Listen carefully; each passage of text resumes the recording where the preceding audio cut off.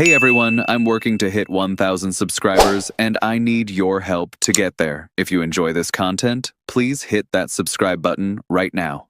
What's going on, everyone? So I've been working on this for days now, and I finally have my complete ranking of the best options out there that could actually move the needle. We're talking free agents, we're talking trade targets, and honestly, some of these names are going to surprise you because they're not the obvious choices everyone keeps mentioning.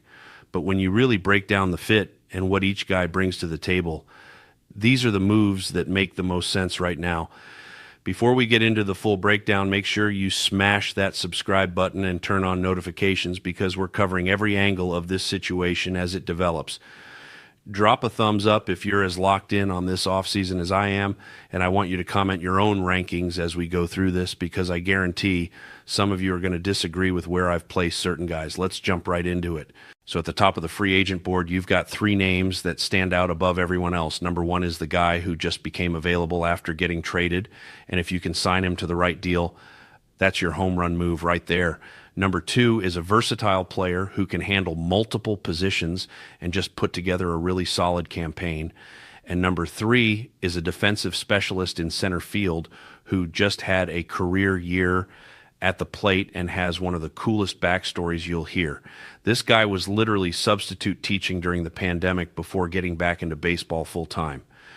Those are your big three in free agency, and honestly, any of them would be massive additions. But when we shift to trade targets, that's where this gets really interesting, and that's where I think the biggest opportunities are.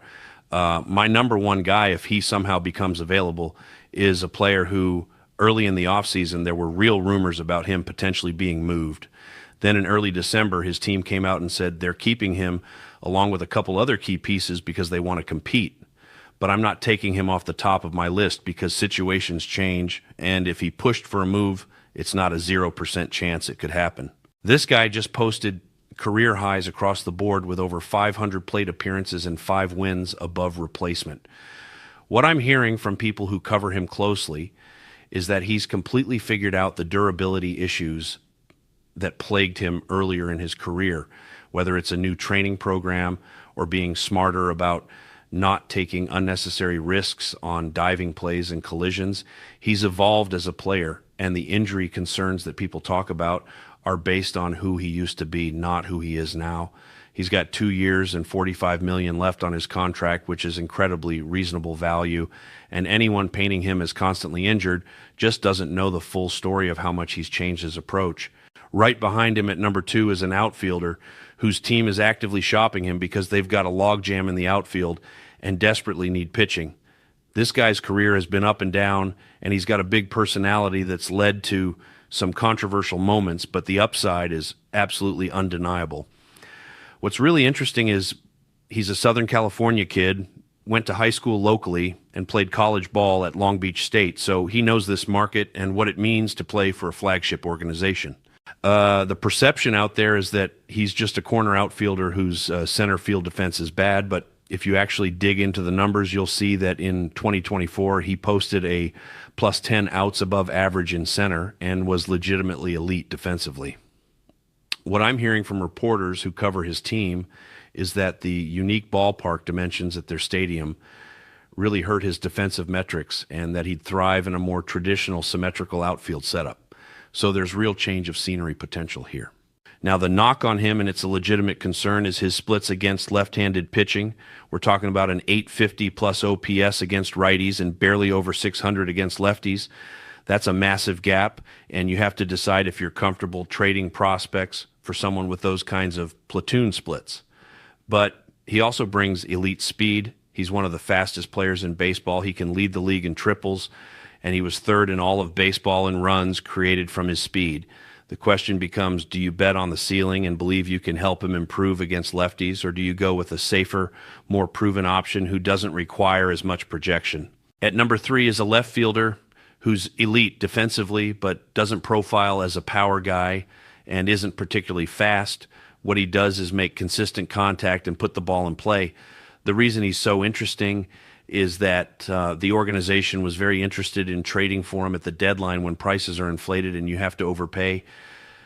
The fact that they were willing to do that tells you they see something in his game that makes them believe his numbers would jump significantly with better coaching and player development. There are so many examples of guys who come over and suddenly take a major step forward, so you have to assume they think they can unlock more from him than his current team has. Number 4 is a super versatile infielder from a rebuilding team who can play second base, third base, and left field.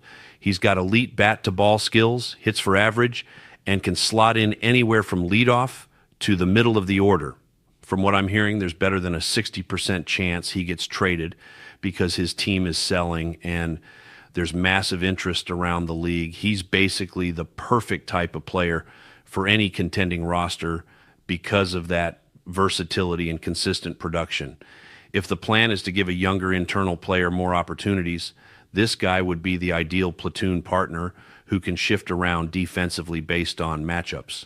At number 5, you've got another outfielder from that same rebuilding team who's just 27 years old and is actually second in the entire league in defensive runs saved. He's elite with the glove and still young enough that there's room for offensive growth. The controllability factor makes him really attractive because you're not just getting a rental. And then we get to a guy who could honestly be ranked anywhere from 2 to 7, depending on how much you believe in the upside. This is a center fielder with absolutely elite physical tools who's been maddeningly inconsistent throughout his career. His team just picked up his $20 million club option, which tells you they still believe in what he can be despite the struggles.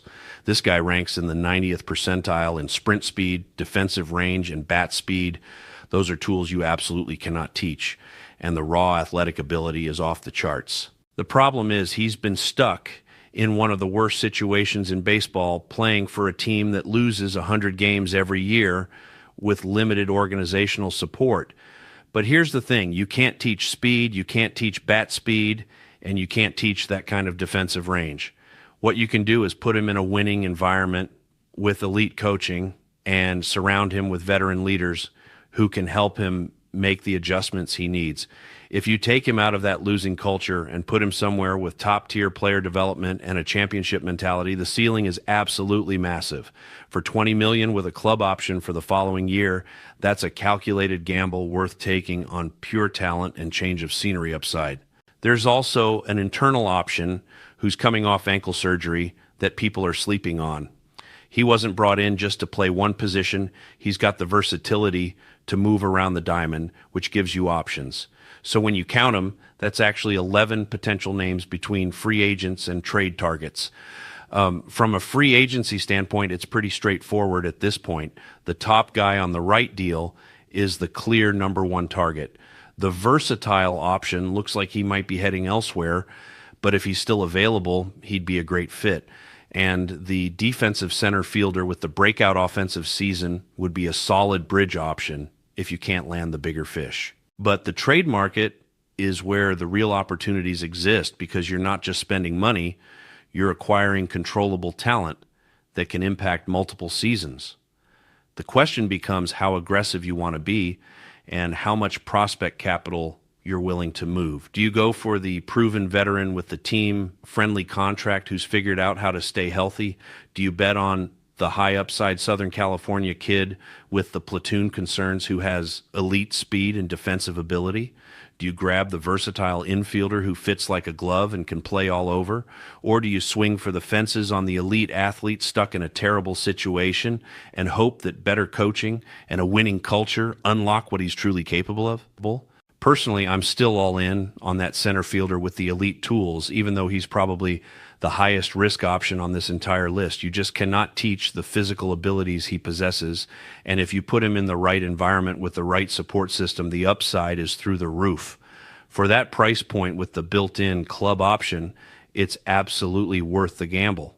The truth is you can't give someone bat speed, you can't give someone defensive range, and you can't give someone that kind of speed.